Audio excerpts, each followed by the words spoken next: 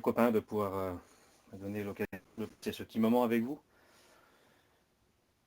Il est bon de s'approcher de Dieu, il est bon de partager, il est bon de se réunir. J'ai quelqu'un qui disait qu'il ne supportait pas d'écouter une réunion sur le téléphone ou même d'y participer. Et quand j'écoutais ce garçon, je me disais, Seigneur, il doit être malheureux quand même, parce que s'approcher de toi, c'est mon bien. Moi, j'ai besoin de m'approcher de toi, Seigneur, que ce soit à travers un témoignage, un cantique, écouter une prédication ou un réseau social. C'est bon pour ma vie, c'est bon pour mon âme. Et je bénis Dieu de ce que les frères se sont engagés de cette manière à encourager les chrétiens dans ces temps difficiles. Voilà, merci aux copains qui m'ont donné l'occasion de partager ce petit moment avec vous. Et je vais demander à Donald s'il veut bien prier pour moi, s'il est là.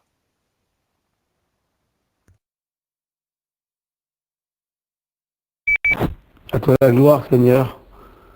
C'est vrai que nous avons besoin de ta grâce, nous avons besoin de toi, Seigneur. Et peu importe la forme, Seigneur, ou les moyens que tu te sers pour parler, c'est vrai que nous n'avons pas trop le choix, Seigneur. Nos églises sont fermées, mais tu permets, Seigneur, que ta parole est propagée à travers, Seigneur, ce petit réseau. Seigneur, bénis Niki pour nous. Remplis-le de Dieu, remplis-le de ton esprit. Que tout ce qui s'oppose à la parole de Dieu ce soir soit brisé, anéanti et détruit. Que le message parcourt le réseau et surtout les cœurs, Seigneur. Car, Seigneur, c'est les cœurs que tu veux bénir. C'est des hommes, des femmes que tu veux aider ce soir. Tu bénis ton serviteur, tu le remplis de l'esprit. Et à toi revient la gloire, l'honneur et la louange, Père. Amen.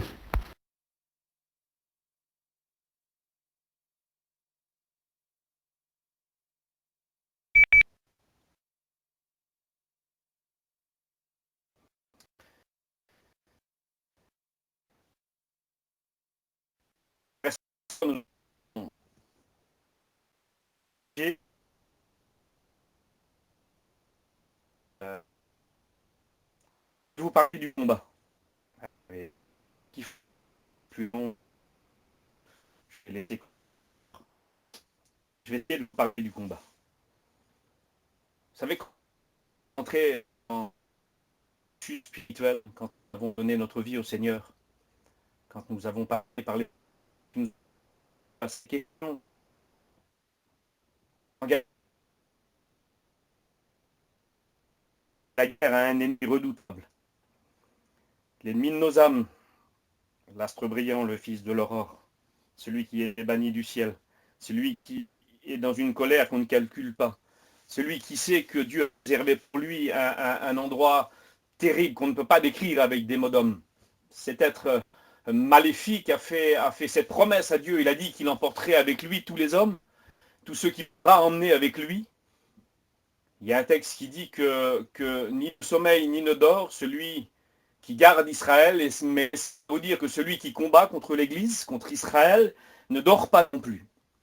La vie chrétienne, frères et sœurs, est tout sauf un long fleuve tranquille.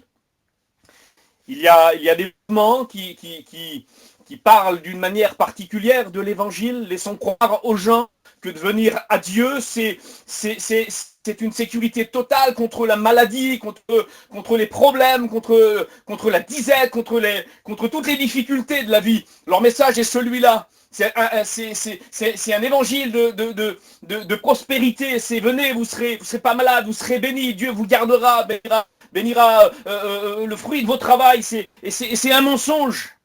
Bien sûr que Dieu est avec nous. Et nous le savons. Il est écrit dans l'évangile de Matthieu, dans le chapitre, c'est Jésus lui-même qui a dit ça. Il a dit, je serai avec vous tous les jours de la vie. Et nous le croyons et nous l'avons expérimenté. Bien des fois, nous avons été tristes, découragés. Bien des fois, nous avons été dans le problème, la difficulté, dans la maladie.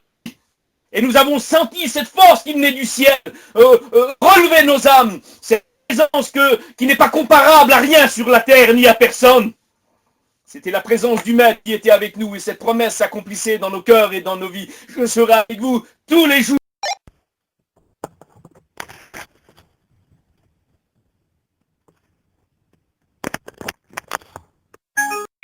Dans la maladie ou dans dans le découragement, dans les problèmes familiaux, dans les choses que la terre renferme dans cette vie charnelle auquel nous sommes contemporains, nous n'avons pas le choix. Quand nous sommes dans ce corps, dans cette chair, alors nous avons des combats livrés. Quand Jésus a prié, il a dit, Père, je ne te demande pas de les ôter du monde, ils n'en font plus partie, mais de les préserver.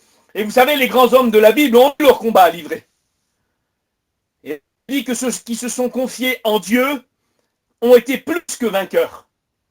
Cette catégorie de personnes qui a su se confier en Dieu dans le combat, malgré ce qu'ils voyaient, malgré la défaite, malgré la déception, malgré toutes ces choses qui les environnaient. Ils se sont confiés en Dieu et puis ça a été pour eux leur force. Il y a d'autres gens qui n'ont pas su saisir la grâce que le Seigneur leur offrait, celle de combattre et de remporter la victoire. Vous savez, de toute façon, vous aurez vos combats à livrer. Et de faire l'autruche, ça ne sert à rien. Parce que quand vous sortirez du trou, les combats seront réels et permanents. Et vous devrez de toute manière les affronter. Nous allons lire un passage dans l'Écriture qui est assez court, je vous recommande. Le livre de Samuel, chapitre 17 et verset 16. Le Philistin s'avançait matin et soir et se prépara pendant 40 jours. Le Philistin s'avançait matin et soir et il se prépara pendant 40 jours. Nous avons là un peuple choisi de Dieu, un peuple choisi sur toute la terre, un peuple qui est dû avoir cette confiance en Dieu, un peuple qui est représenté par la sagesse, par la science, par toutes ces qualités qu'il devrait avoir de toute manière. Ce peuple est là, c'est le peuple de Dieu. Ils auraient dû avoir confiance en Dieu. Ils auraient dû, je vais pas donner de détails pourquoi ils ont peur, il y a mais ils sont là, la Bible dit, ils ont peur. Pourquoi? Parce qu'en face d'eux, il y a un combat, il y a un géant, un homme sort et il les insulte. Et la Bible dit qu'il tremble. Ce combat est là, le Philistin sort et il avance. Et il le fait 2 fois par jour. Il le fait le matin et il le fait le soir. Je ne sais pas, pendant qu'entre 2 combats, entre 2 insultes, peut-être que certains d'entre eux essayaient de se raisonner et de se réconforter les uns les autres en disant, voilà, ça fait 10 jours qu'il est sorti matin et soir. Il est sorti ce matin, mais peut-être qu'il ne viendra pas ce soir. Peut-être qu'il sera plus là, et puis on va continuer à vivre comme avant. On va pouvoir rentrer chez nous, dans nos maisons, avec nos femmes et nos enfants, et puis la vie va continuer. Et il se trompait avec de faux raisonnements. Non, ce géant ressortait des rangs. Et il insultait le peuple d'Israël encore et encore et encore. C'était un combat qui était permanent, qui était réel, qui était présent, il était devant eux. Vous n'allez pas me faire croire que dans tout le peuple d'Israël, aucun homme ne pouvait se confier en Dieu. Vous n'allez pas me faire croire que le roi qui était à la tête, qui était choisi, n'avait pas les moyens de se tourner vers Dieu et de faire cette prière et de descendre l'esprit comme l'esprit descendait sur beaucoup d'hommes. Et de saisir ce combat, ne pas tourner la tête, ne pas trembler, mais accepter la faiblesse qu'ils avaient, accepter leur état, mais reconnaître que dans leur faiblesse, il y avait Dieu. Vous n'allez pas me faire croire que dans tout Israël, il n'y avait pas un homme qui était capable de faire l'affaire. Non. Ils sont là, ils ont peur. Pourquoi? Parce que le combat est en face d'eux. Parce que le géant est trop grand. Parce qu'il est trop fort. Parce que ces gens sont trop forts. Et il s'est passé quelque chose, frères et sœurs. Un homme est arrivé. Oh, cet homme qui est si jeune. Cet homme duquel Dieu a dit de lui, voici l'homme selon mon cœur. Ce berger avec le cœur d'un roi. Ah, il n'avait rien demandé. Il était là-bas tranquille. Il composait des cantiques, il jouait de la harpe. Il priait son Dieu, il prenait soin du troupeau que son père lui avait confié. Oh, il n'avait pas envie de se battre, il n'avait pas envie d'être regardé des gens. Non, il était seul. Il était seul entre lui et Dieu et avec la tâche que Dieu lui avait confiée. Vous savez, les hommes qui sont capables de livrer de grands combats, ceux qui se sentent à l'intérieur trop faibles. Quand Paul va dire qu'il est faible, quand il est faible, il devient fort. C'est parce que la faiblesse qu'il a elle est habitée par Dieu et il le sait. Il était seul, il était dans un endroit où la paix régnait, où il avait le temps de réfléchir et de poser tous ces psaumes que l'on connaît de David. Si on lui redonnait le choix, je suis sûr qu'il aurait préféré garder les brebis. Je suis sûr qu'il aurait resté là-bas et qu'il ne serait jamais dérangé. Un jour, il faisait paître le troupeau de son père. Peut-être qu'il est en train d'écrire un cantique. Il en a écrit plein. Ou de jouer de la harpe, c'est un musicien. Bref, dans un moment de paix, et brusquement, sans faire de bruit, comme le dit le cantique, il ne s'y attendait pas que le lion est arrivé. S'attaquant à son troupeau, David aurait pu s'enfuir, il aurait pu se cacher et ne pas se battre contre son ennemi. Et voilà, la Bible dit que l'Esprit de Dieu saisit David. Et David va faire quelque chose d'extraordinaire que les hommes ne font pas. Il va courir après le lion. Ce lion a saisi une brebis, mais David ne voit plus avoir peur. S'il avait peur un instant, si la crainte l'a emparé, quand l'Esprit de Dieu l'a saisi, il n'a plus peur de son ennemi. Vous savez, frères et sœurs, qui m'écoutez, quand l'Esprit de Dieu saisit un homme, quand il saisit une femme dans le combat, alors il est capable de faire des choses extraordinaires et tellement belles que si on vous les raconterait, vous ne les croirez pas. David va courir après ce lion, va atteindre ce lion, va arracher la brebis de la gueule de ce lion. C'est le combat qu'il n'a pas refusé. C'est le combat qu'il devait livrer. Il écrit dans le premier livre de Samuel, chapitre 16, verset 18, que l'un des hommes de Saül va dire de David, que David est un homme fort. Mais pourtant, la Bible nous déclare que David est très jeune. Quand il va s'avancer contre le géant, ses frères vont le mépriser. Et même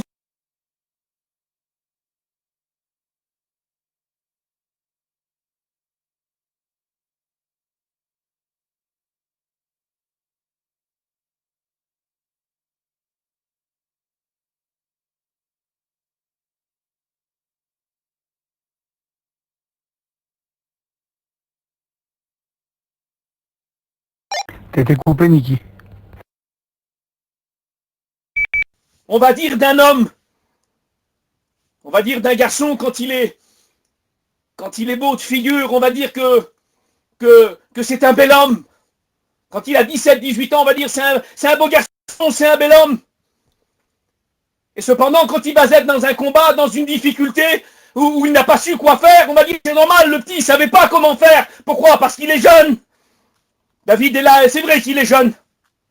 Mais savez-vous que la vie a fait de certains enfants des hommes forts, des hommes très forts, parce qu'ils ont été confrontés à des géants.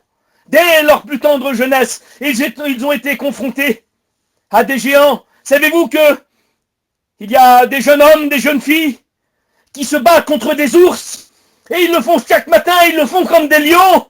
Depuis leur tendre enfance, ils ont été habitués à se battre parce que la vie leur a pas fait le cadeau. Et ça continue, ils ont des problèmes dans la maladie, ils ont des problèmes dans la famille, ils ont des problèmes dans leur foyer, et puis après ils ont des problèmes avec leurs enfants, et les combats continuent. Et ce qui fait qu'ils sont toujours là, ce qui fait qu'ils combattent encore à l'écoute de cette parole, c'est qu'ils se confient en Dieu, et que quand ils se confient en Dieu, l'Esprit du Seigneur descend sur eux, et elle consume la crainte, elle consume la peur, et elle les rend forts, et ils sont capables de courir après les lions, de saisir les ours par la gorge, de se dresser devant les géants. Peut-être que ton combat paraît trop grand.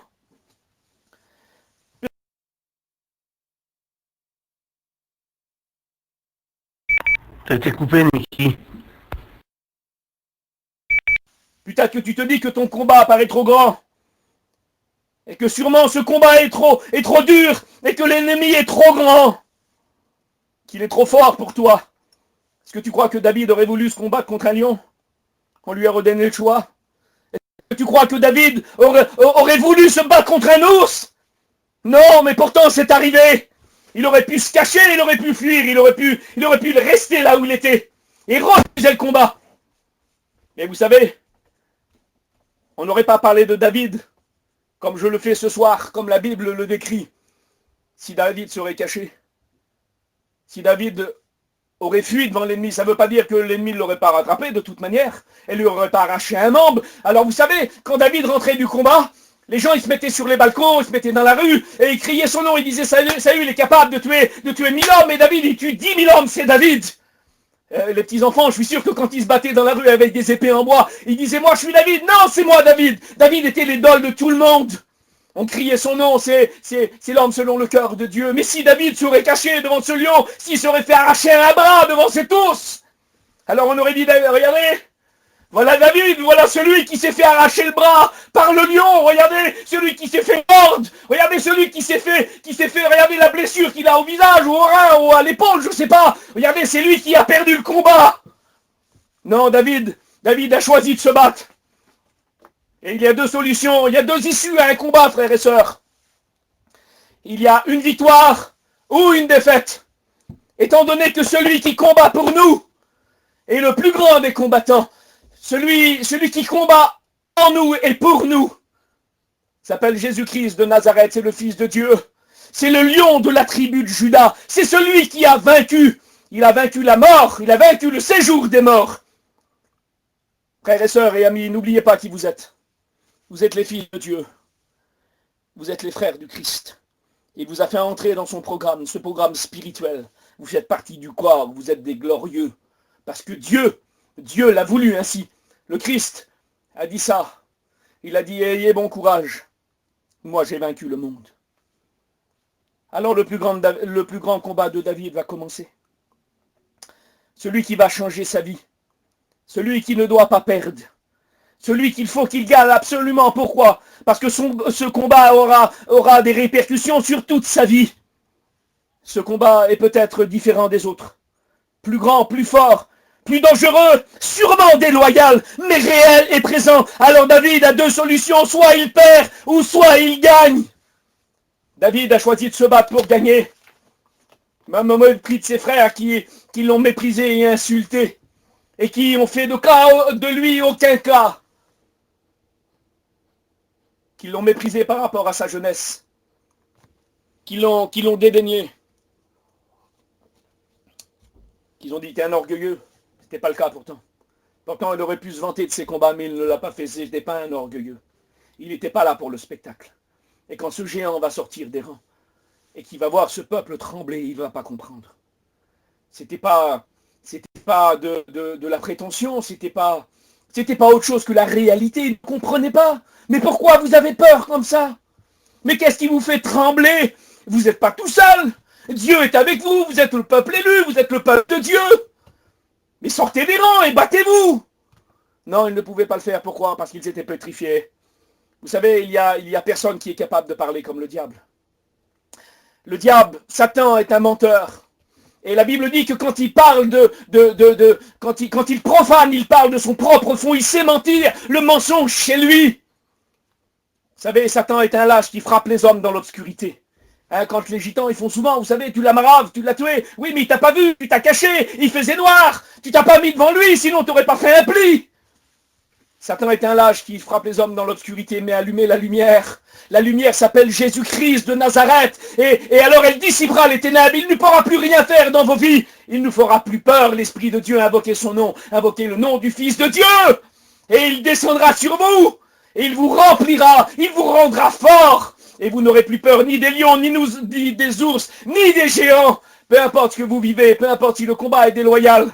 Peu importe si vous avez mal dans les entrailles. Peu importe si vous pleurez à un moment. Il y a le moment où il faut se lever. Quand Jésus était dans le jardin, il a dit maintenant il faut vous réveiller. Voilà, mes ennemis approchent.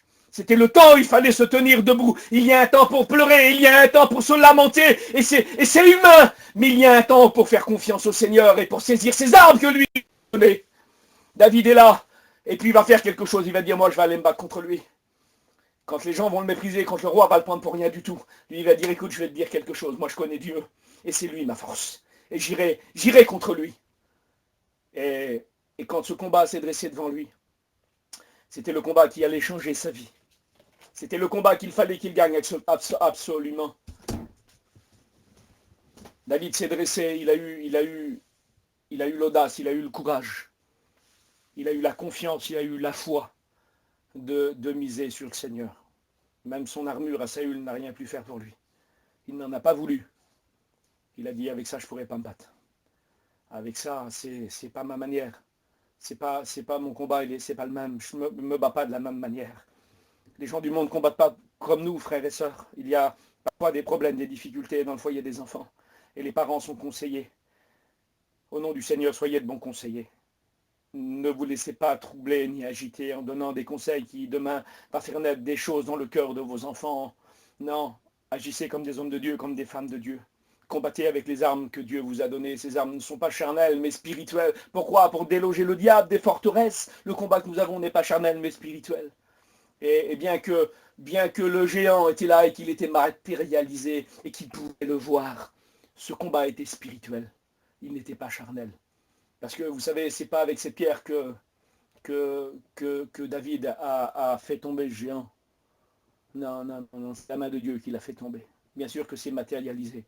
Bien sûr qu'il y a une image. Mais ce géant est tombé. Et c'est la puissance de Dieu, c'est la main de Dieu qui a fait tomber le géant.